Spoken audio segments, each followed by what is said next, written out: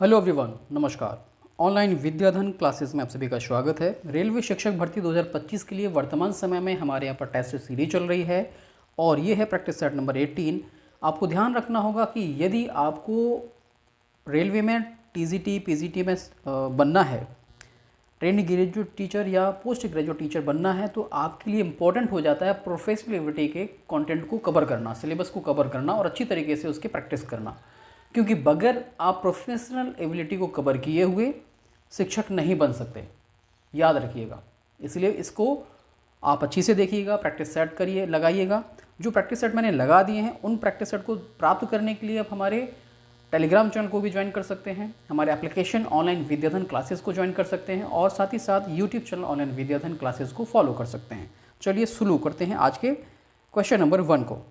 Question number 1 है, भारत में भाषा समस्या का जनक निम्नलिखित में से किसे कहा जाता है। भाषा समस्या मतलब लैंग्वेज प्रॉब्लम, जो कि उस समय की बड़ी ही विकट समस्या थी जब ये भारत में इसको जो है लागू किया गया। प्राच्य पाश्चात्य विवाद जो शुरू हुआ तो उसका जो समाप्त किया इस व्यक्ति ने, किस व्यक्ति ने समाप्त किया, ये आपसे पूछा जा रहा है। कि ये टॉपिक बहुत बृहद है, उस टॉपिक को मैंने अपने कोर्स में कवर किया हुआ है, अपने टॉपिक्स में कवर किया हुआ है। डिटेल में आप वीडियो देखेंगे, फोल्डर में मैंने दे रखा है। तो इसका जो भाषा समस्या के जो जनक थे या भाषा समस्या का सॉल्यूशन जिन्होंने निकाला था वो थे लॉर्ड मैकाले। मैकाले की जो शिक्षा नीति थी, उनका मानना था कि अंग्रेजी शिक्षा पर उन्होंने बल दिया। उनका कहना था कि अगर उनकी शिक्षा नीति को फॉलो किया गया तो कोलकाता के, क्योंकि उस समय हमारे देश की राजधानी कोलकाता थी, तो उनका कहना था कि कलकत्ता में कोई भी ऐसा व्यक्ति नहीं होगा जो अंग्रेजी ना जानता हो। और साथ ही साथ उन्होंने ये भी कहा था कि हम जो है भले ही भारतीय ऊपर रंग रूप से भारतीय दिखें, लेकिन अंदर से वो अंग्रेज बन चुके होंगे अगर उनकी शिक्षा नीति को फॉलो किया जाता है तो। नेक्स्ट क्वेश्चन है, ब्रूनर के अनुसार बालक के संज्ञानात्मक विकास का सही क्रम क्या है। तो ब्रूनर ने जो अपनी जो थ्योरी दी थी, कॉग्निटिव डेवलपमेंट थ्योरी, उसमें पूछा जा रहा है कि इस थ्योरी के उन्होंने जो कितने टाइप बताए थे। जो मुख्यतः 3 प्रकार उन्होंने बताए थे, पर उसका सिस्टमैटिक ऑर्डर क्या था। तो उसका जो सिस्टमैटिक ऑर्डर क्या था, ये 4 आपके पास ऑप्शन दिए गए हैं। प्रतिबिंबात्मक, क्रियात्मक, संकेतात्मक, क्रियात्मक, पूर्व संक्रियात्मक, मूर्त संक्रियात्मक या संकेतात्मक, या मूर्त संक्रियात्मक, औपचारिक संक्रियात्मक, संकेतात्मक, या क्रियात्मक, प्रतिबिंबात्मक या संकेतात्मक। इसके अंग्रेजी में अगर देखा जाए तो इसका जो सही क्रम था वो था इनेक्टिव, आइकॉनिक और सिंबॉलिक। इनेक्टिव, आइकॉनिक और सिंबॉलिक। तो इनेक्टिव आपका क्रियात्मक, आइकॉनिक प्रतिबिंबात्मक और इनेक्टिव, आइकॉनिक और सिंबॉलिक ये आपका संकेतात्मक। इसका जो राइट आंसर होगा ऑप्शन नंबर 4 हो जाएगा। नेक्स्ट क्वेश्चन है, निम्नलिखित में से कौन एक व्यक्तिगत बुद्धि परीक्षण है। इंडिविजुअल इंटेलिजेंस टेस्ट कौन सा है, ये आपसे पूछा जा रहा है। भारतीय बैटरी परीक्षण है, टीजीआई है, वैश्विक बुद्धि परीक्षण है, या फिर ऑप्शन नंबर 1 और ऑप्शन नंबर 3 दोनों हैं, ये आपसे पूछा जा रहा है। तो अगर आपको इसका आंसर आ रहा है तो आप इसको ऑप्शन को टिक करिए और हमें बताइए कि कौन कौन सा इंडिविजुअल इंटेलिजेंस टेस्ट हैं। तो जो भारतीय बैटरी परीक्षण है, जिसमें बहुत सारे जो परीक्षणों को शामिल किया गया है, और वैश्विक बुद्धि परीक्षण, ये इंडिविजुअल टेस्ट में आते हैं। ठीक है, तो ये दोनों ही आते हैं, इसका मतलब ऑप्शन नंबर 4 हो जाएगा। नेक्स्ट क्वेश्चन है, पासी तथा मेहंदी, बी के पासी उनका पूरा नाम है, बी के पासी और मेहंदी बाकर में, और ये हैं बी के पासी और ये हैं बाकर मेहंदी, निम्नलिखित में से किस लक्षण के मापन से संबंधित है। तो ये पूछा जा रहा है कि ये 2 लोग जो हैं, शिक्षा शास्त्री कह सकते हो उनको, एजुकेशनिस्ट कह सकते हो, साइकोलॉजिस्ट कह सकते हो, तो इन्होंने जो है किसके मापन पर काम किया। बुद्धि के मापन पर काम किया, सृजनात्मकता जिसे क्रिएटिविटी कहते हैं, या पर्सनालिटी, या आपका मोटिवेशन। इन्होंने जो काम किया है बी के पासी और बाकर मेहंदी ने, इन्होंने जो सृजनात्मकता पर मिलकर काम किया है। क्योंकि ये जो बी के पासी थे वो इंदौर से संबंधित थे, इंदौर के रहने वाले थे, और 1972 में इन्होंने और अलीगढ़ में जो है प्रोफेसर बाकर मेहंदी ने मिलकर सृजनात्मक परीक्षण के ऊपर काम किया। नेक्स्ट क्वेश्चन है, विद्यालयी तंत्र स्कूल जो सिस्टम है में गृह परीक्षाओं को क्या कहा जाता है? मतलब जो स्कूल लेवल पर जो उनकी खुद की इंटरनल एग्ज़ाम होते हैं उनको क्या कहा जाता है? योगात्मक मूल्यांकन जैसे समेटिव एवेल्यूशन कहा जाता है, और ये संरचनात्मक मूल्यांकन जैसे आप जो फॉर्मेटिव एवेल्यूशन कहते हैं, या ये दोनों कहा जाता है, या आपका निरपेक्ष मूल्यांकन एब्सोल्यूट कह सकते हो इसको एवेल्यूएशन। इसका जो राइट आंसर होगा वो होगा आपका जो गृह परीक्षाएं होती हैं।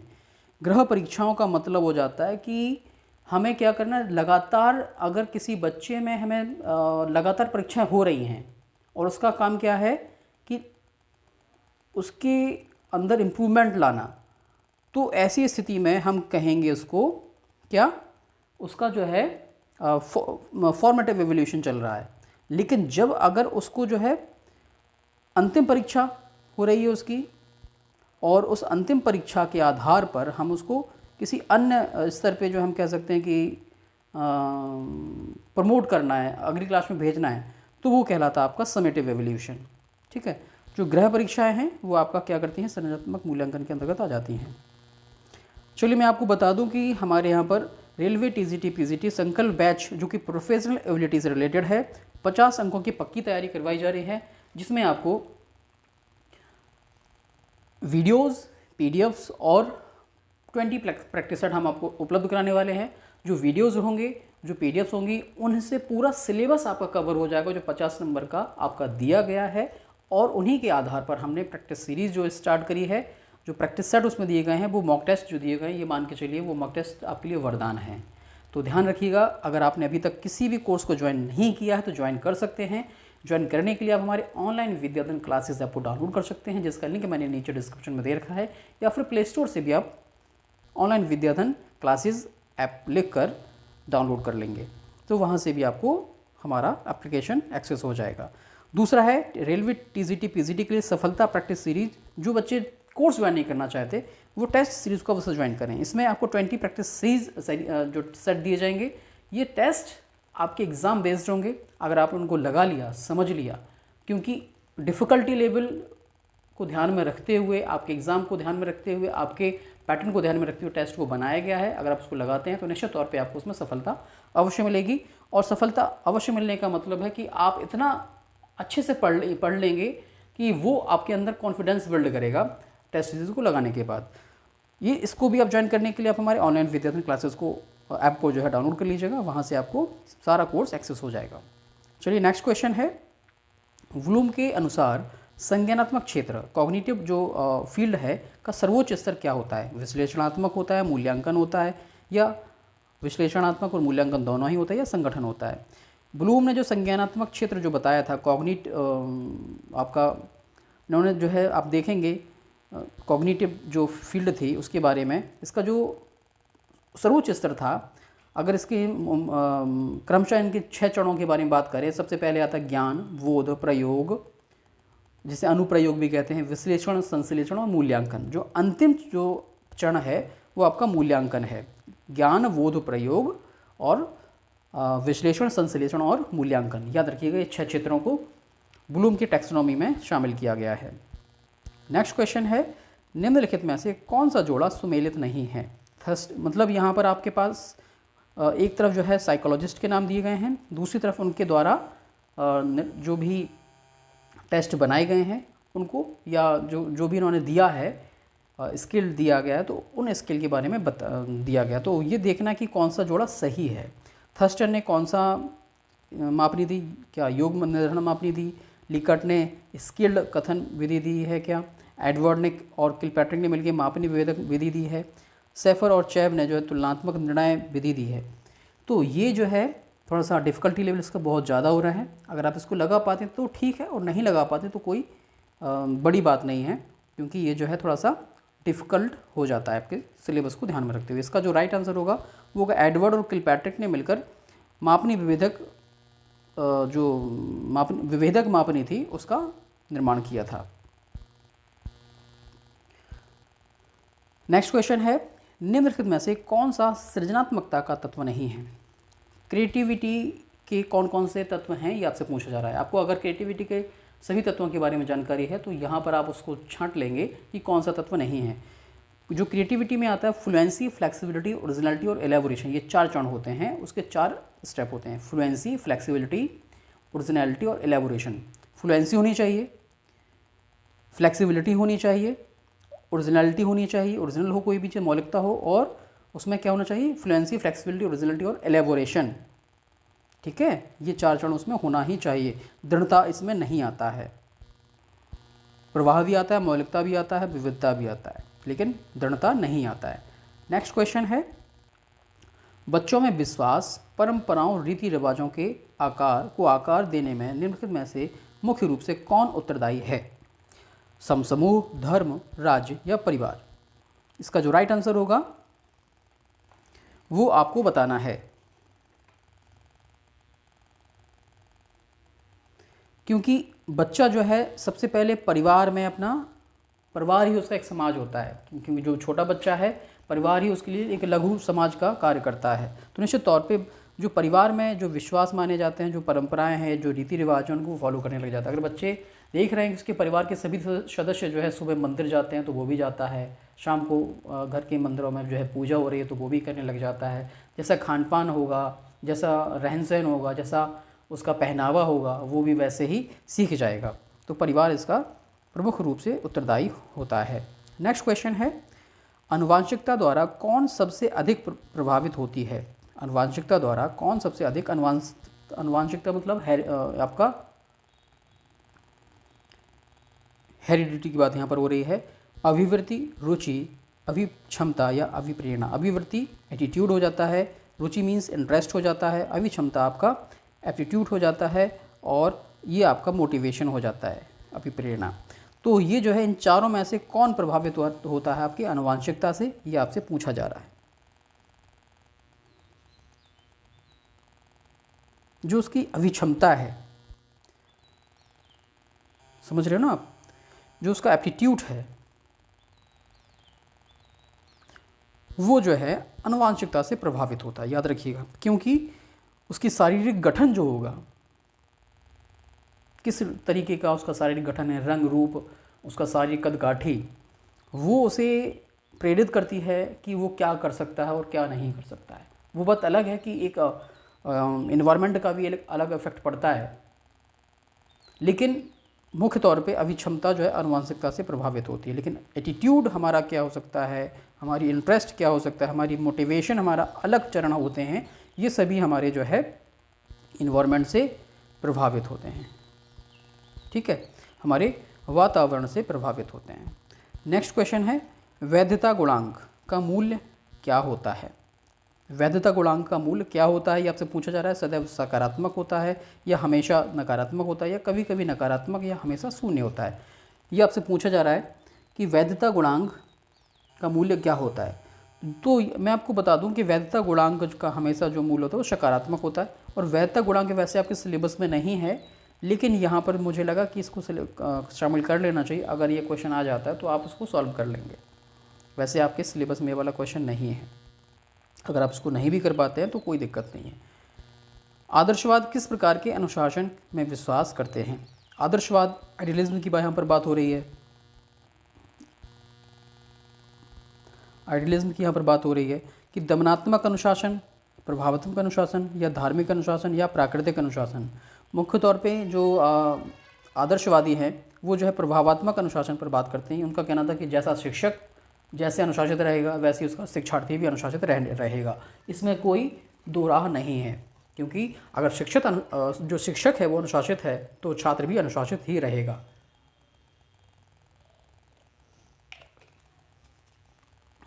नेक्स्ट क्वेश्चन है, स्वस्थ शरीर में स्वस्थ मस्तिष्क का निर्माण ही शिक्षा है। ये बहुत ही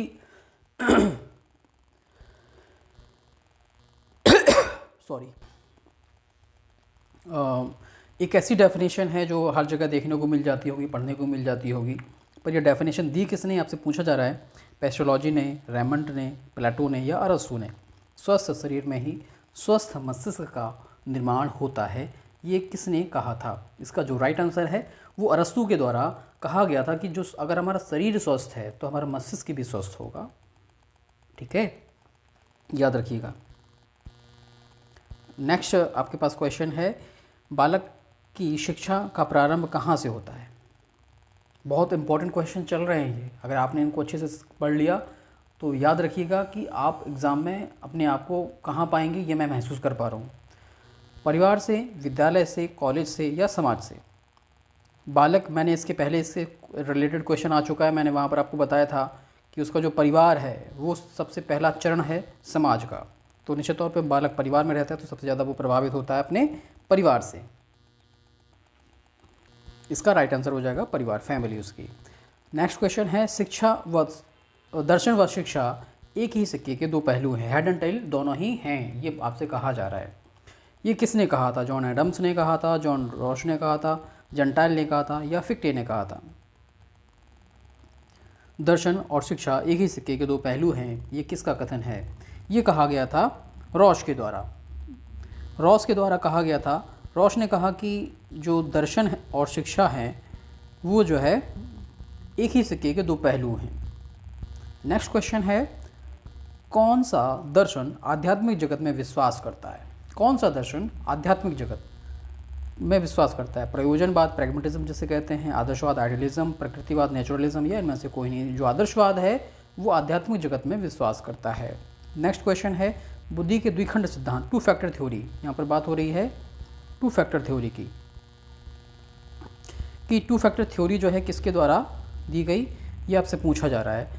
बिने के द्वारा, स्पीरमैन के द्वारा, गिलफर्ड के द्वारा या बर्ट के द्वारा? बिने ने, जो बिने, टर्मन और स्टर ने पहले बिने ने जो काम किया था वो कहा था कि बुद्धि जो है एक खंड के सिद्धांत दिया था उन्होंने, यूनिफैक्टर थ्योरी दी थी, है ना। और गिलफर्ड के बारे में आपको पता ही है, सिरिल और ब्रंट ने अलग थ्योरी दी थी। और इसका जो यहाँ पर जो राइट आंसर होगा वो आपका स्पीरमैन के द्वारा कहा गया था कि जो बुद्धि है वो जो है द्विखंड सिद्धांत उन्होंने यहाँ पर दिया था। और जो द्विखंड सिद्धांत दिया था उसमें आप देखेंगे कि द्विखंड सिद्धांत में जी और एस दो फैक्टर बताए थे, एक जनरल फैक्टर होगा, दूसरा स्पेशल फैक्टर होगा। जो जनरल फैक्टर है वो आपका इन्वायरमेंट से, आपके हेरिडिटी से है, जो स्पेशल फैक्टर है वो इन्वायरमेंट से। मींस जो जी फैक्टर है वो आपका जन्मजात है, इसमें किसी भी प्रकार की आप जो है कह सकते हो कि इसमें मॉडिफिकेशन संभव नहीं है। लेकिन जो स्पेशल फैक्टर है इसमें मॉडिफिकेशन संभव है। जो भी हम विशिष्टताएं ग्रहण करते हैं बाहरी इन्वायरमेंट से वो आपकी एस फैक्टर में आ जाती हैं, जो आप पहले से आपके अंदर हैं वो जी फैक्टर में आ जाती हैं। लेकिन बाद में इनको नेगलेक्ट किया गया, फिर आगे चल के इन्होंने ही दूसरा एक त्रितत्व कह सकते हैं थ्री फैक्टर थ्योरी दी। तो इस तरीके से कई सिद्धांत आए, लेकिन हमें जो सिद्धांत दिया गया हमें सिर्फ उतना ही याद कर लेना है। कौन सा माना जा रहा है कौन सा नहीं माना जा रहा है वो अलग मैटर है, पर जो जिसने कहा उसको फॉलो करना है। उपनिषद के अनुसार शिक्षा का अंतिम परिणाम क्या है? मोक्ष है, व्यावसायिक कुशलता है, सृजन है या आत्म अभिव्यक्ति? इसका जो राइट आंसर होगा वो होगा आपका आत्म अभिव्यक्ति करना। उपनिषदों में शिक्षा को आत्मानुभूति का साधन माना गया है, और इनके अनुसार जो आत्मानुभूति है जो उसमें जो है ज्ञान और कर्म और योग के आधार पर हम जो है आत्मानुभूति कर सकते हैं। इस प्रकार के उपनिषदों के अनुसार जो है वास्तविक शिक्षा वह है जो हमें ज्ञान, कर्म और योग के साधनों से जो है प्रशिक्षित करती है, और साथ ही साथ हमें आत्मानुभूति करने योग्य बनाती है। और साथ ही साथ हमें ये भी ध्यान देना है कि मोक्ष जो है का संबंध एक तरीके से कह सकते हो आदर्शवाद से है। ठीक है, नेक्स्ट क्वेश्चन है, शिक्षा शब्द का शाब्दिक अर्थ है। शिक्षा शब्द का शाब्दिक अर्थ क्या होगा? उजागर करना, उड़ेलना, सृजन करना या प्रेरित करना। तो इसका जो राइट आंसर होगा वो होगा उजागर करना। मीन्स आपके अंदर जो है उसे बाहर निकालना। स्वामी विवेकानंद का कहना था कि प्रत्येक व्यक्ति पहले से उसका सारी योग्यता उसके अंदर विद्यमान है, पर शिक्षा क्या करती है? उन सभी योग्यताओं को बाहर निकालने का कार्य करती है। बस जो आपके अंदर है, जो अभी आप महसूस कर रहे हो वो पहले से अंदर विद्यमान है, पर उसको बाहर निकालने का काम शिक्षा ही करती है। क्योंकि अगर बीज के अंदर पौधा है पहले से, आपने देखा होगा किसी भी बीज के अंदर कितना बड़ा वृक्ष छुपा होता है, लेकिन जब तक वो नेचर के संपर्क में नहीं आता है तब तक वो बीज ही रह जाता है। और जैसे ही वो नेचर के संपर्क में आता है, उसको अच्छा हवा, पानी और एक अच्छा एनवायरनमेंट मिलता है, वो एक वृक्ष का रूप धारण कर लेता है। और अगर कोई पीपल का वृक्ष है या बरगद का वृक्ष है तो आप महसूस कर सकते हो सिर्फ एक बीज से ही वो कितना विशाल बरगद का वृक्ष बन जाता है। इसी तरीके से मनुष्य भी एक बीज रूप में है। जब वो शिक्षा के संपर्क में आता है, एक अच्छा एनवायरनमेंट में वो शिक्षा प्राप्त करता है, अच्छे परिवेश में पलता बढ़ता है, तो उसके अंदर जो विशिष्टताएँ हैं वो बाहर निकल के आती हैं। एक शिक्षक अपने कर्मयोग के आधार पर अपने आप को इस योग्य बनाता है कि वो जो है खुद जलकर दूसरों को आगे बढ़ाने का प्रयास करता है, अपने ज्ञान के आधार पर दूसरों को प्रकाशित करता है, मार्ग को प्रशस्त करता है। ठीक है, ये फिलोसफिकल क्वेश्चन था, इसलिए इतनी सारी बातें मैंने यहाँ पर बोल दी हैं क्योंकि इंपॉर्टेंट भी थी ये यहाँ पर बोलना। नेक्स्ट क्वेश्चन है कि जो लिप्जिग में विश्व की प्रथम मनोवैज्ञानिक शाला या मनोविज्ञान शाला स्थापित की गई, उसके वो कौन से मनोवैज्ञानिक थी। ये क्वेश्चन का मीनिंग मैं आपको बता दूं, यहाँ पर ये पूछा जा रहा है कि यहाँ पर 2 से 3 प्रश्न यहाँ पर बन रहे हैं इसी क्वेश्चन में कि विश्व की प्रथम मनोवैज्ञानिक शाला कहाँ स्थापित की गई, या ये हम लोग सबसे लास्ट में हम पहुँचना है। चलिए, कि जो विश्व की प्रथम मनोविज्ञान शाला या साइकोलॉजिकल जो लैब है वो कहाँ स्थापित की गई, लिप्जिग के विश्वविद्यालय में या लिप्जिग यूनिवर्सिटी में। ठीक है, और इसको जो है किसने स्थापित किया, दूसरा क्वेश्चन, विलियम बुंट ने स्थापित किया। विलियम बुंट ने सबसे पहले मनोविज्ञान शाला की स्थापना लिप्जिग में या लिप्जिग विश्वविद्यालय में स्थापित की। ठीक है, या और यहाँ पर कह सकते हो कि मनोविज्ञान शाला के जनक कौन है, बुंट हैं। तो ये थे आपके 20 क्वेश्चन जो आपके एग्ज़ाम से रिलेटेड इंपॉर्टेंट जो मुझे लगे कि आपकी प्रैक्टिस यहाँ से होना चाहिए। तो इसके बाद हम बात करते हैं, अगर आपने हमारा अभी तक ऑनलाइन विद्याधन क्लासेस आपको डाउनलोड नहीं किया तो डाउनलोड कर लीजिएगा, जिसका लिंक मैंने नीचे डिस्क्रिप्शन में दे दिया है, वहाँ से जाके आप हमारे एप्लीकेशन को डाउनलोड कर लीजिएगा। वीडियो कैसा लगा, वीडियो को आपको मुझे कमेंट करके अवश्य बताइएगा। अगर कमेंट करते हैं तो मुझे मोटिवेशन मिलता है, अगर इसमें कोई कमी लगती है तो मुझे बताइए, उस कमी को मैं दूर करने का प्रयास करूँगा। वीडियो अच्छा लगा तो वीडियो को लाइक करें, चैनल को सब्सक्राइब करें, बेल आइकन को प्रेस करना ना भूलिए। अगर आप चैनल को सब्सक्राइब करते हैं तो मोटिवेशन मिलता है मुझे कि आप मुझसे जुड़ रहे हैं, और साथ ही साथ मुझे लगता है कि आपको वो चीज़ें समझ आ रही हैं जो मैं समझाने की प्रयास कर रहा हूँ। और सबसे बड़ी बात है कि जो भी मैं नया वीडियो अपलोड करता हूँ उसका नोटिफिकेशन आपको मिल जाता है, और आपके सब्सक्राइब करने से सिर्फ सबसे बड़ा बेनिफिट आपको होता है। तो मिलते हैं अगले वीडियो में, तब तक के लिए नमस्कार, जय हिंद।